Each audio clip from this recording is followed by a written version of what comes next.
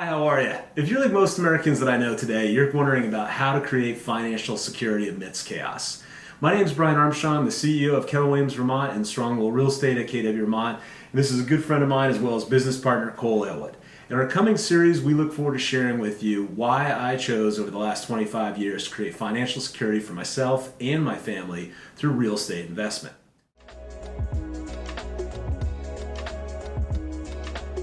Be a program that will help first-time investors. It'll also help seasoned investors. We'll have tips for everybody. We're going to cover 7 main topics. The first topic will be why real estate investing is so important, what you can get out of it. In section 2, we're going to go over how to find the properties. In section 3, we'll go over how to analyze the properties and find out if they are the right investment for you. In section 4, we go over the process of buying them. 5 will be how to find your tenants and fill your buildings. Section 6 will be how to maintain those buildings, maintenance of the tenants and the building itself. And then the final section will be how do you properly sell the building.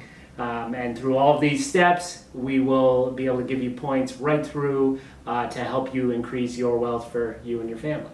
Please come join us on our first segment coming soon.